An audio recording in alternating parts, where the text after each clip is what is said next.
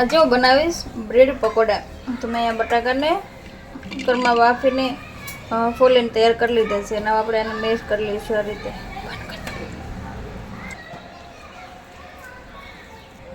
જો તો મેં અહીંયા બટેટાને ધોધો કરી નાખ્યો છે. આપણે મસાલો તૈયાર કરી લેવી. હવે આપણે આ મસાલો ખાંડીને તૈયાર કરી લઈશું. તો મેં લીધી છે 2 તીખી મરચી. હવે આપણે નાખશું લસણની કળી છે, 1 આદુનો ટુકડો. હવે આ બધો મસાલો ખાંડી લઉં. જો તો અહીંયા મેં આદુનો મરચાં લસણ ખાંડી લીધું છે. હવે આપણે આનો વઘાર કરી લેવી. તો મેં અહીં લીધું છે તેલ. તેલનું આપણે નાખશું જીરું. તો આપણે અહીંયા તેલ ગરમ થઈ ગયું છે એટલે મેં ગેસ બંધ કરી દીધો છે. અને આપણે એમાં નાખી દઈશું આદુ અને લસણ મરચાં ખાંડેલા. હવે આપણે આમાં નાખીશું હળદર. આપણે એમાં નાખીશું ધાણા જીરું અને થોડુંક લાલ મરચું. નાખશું નમક.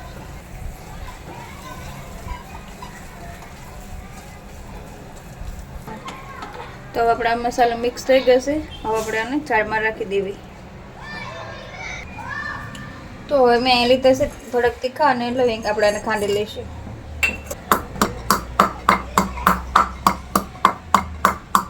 તો આપણે અહીં મસાલો ખંડાઈ ગયો છે. તો આપણે બટેટાનો મસાલો બનાવી લેવી. તો આપણે નાખી દઈશું ખાંડેલા મરચાંમાંથી આપણે મસાલો તૈયાર કર્યો એ. આપણે નાખી દઈશું મરીને તીખાનો પાવડર. હવે આપણે નાખી દઈશું ધાણા. ચાલો આપણે મિક્સ કરી લઈશું. તો હવે આપણે આ મસાલો બધો બનીને તૈયાર છે. હવે આપણે ચણાનો લોટ ઓગાળી લેવી. તો લીધું છે એક મોટું વાસણ, એમાં આપણે ચણાનો લોટ લઈ લેવી.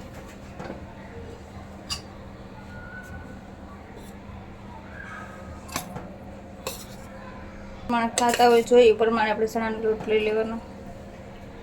હવે આપણે ચણાના લોટમાં મસાલો કરી લઈશું. તો લઈશું અહીં થોડીક હળદર, થોડું લઈશું ધાણા જીરું,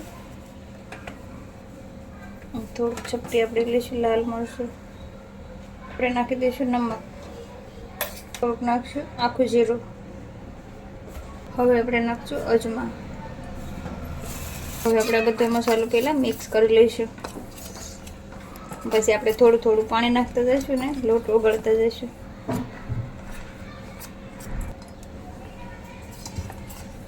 હવે આપણે થોડું પાણી નાખીને લોટ ઓગળતા જઈશું.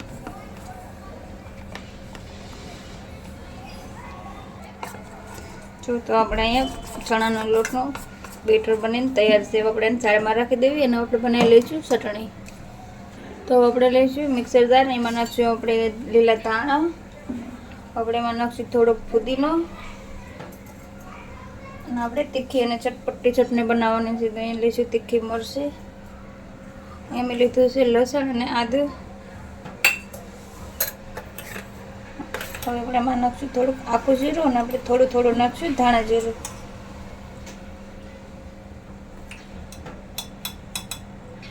હવે આપણે નાખી દઈશું નમક. હવે આપણે એમાં નાખી દઈશું થોડાક બરફના ટુકડા.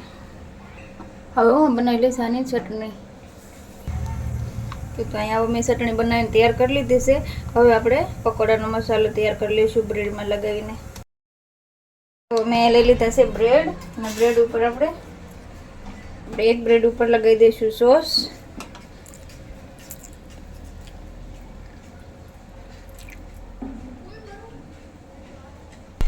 એક બ્રેડ ઉપર આપણે લગાવી દઈશું ચટણી. હવે આપણે લગાવી દઈશું બટાટાનો મસાલો. આ ફેલાવી દઈશું. તો જો મેં આ રીતે મસાલો લગાવી લીધો છે. આપણે એની ઉપર મૂકી દઈશું આ બ્રેડ. તો જો બીજા બ્રેડ ઉપર પણ મેં આ રીતે લગાવી લીધી છે ચટણી અને સોસ. અને આપણે એમાં પણ આ રીતે બધો મસાલો લગાવી લઈશું ચારે બાજુ ફેલાવીને. તો આપણે બ્રેડ મોટા છે તો આપણે એને આ રીતે ટુકડા કરી લઈશું.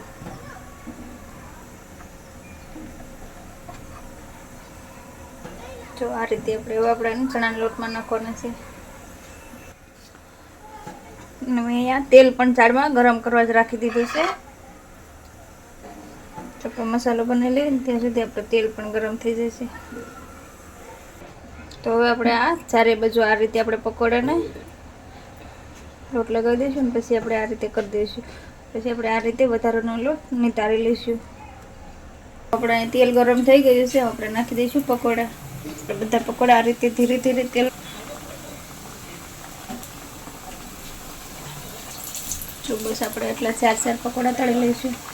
તો આપણા પકોડા ઉપર થોડુંક આ રીતે તેલ આવી જાય એ રીતે તો હલાવી લઈશું. અને પછી આપણે ધીરે ધીરે આપણે પકોડાને આ રીતે પલટાવી લઈશું. જો અહીં ધ્યાન રાખવું કે તેલના સાટા ઉઠજે પછી કે ધીરેથી કામ કરવું અહીંયા. બસ આ રીતે જો તો તૈયાર છે આપણા બ્રેડ પકોડા. જેને સોસ પસંદ હોય એ સોસ આરે ખાઈ કે ને ચટણી પસંદ હોય ચટણી આરે ખાઈ કે.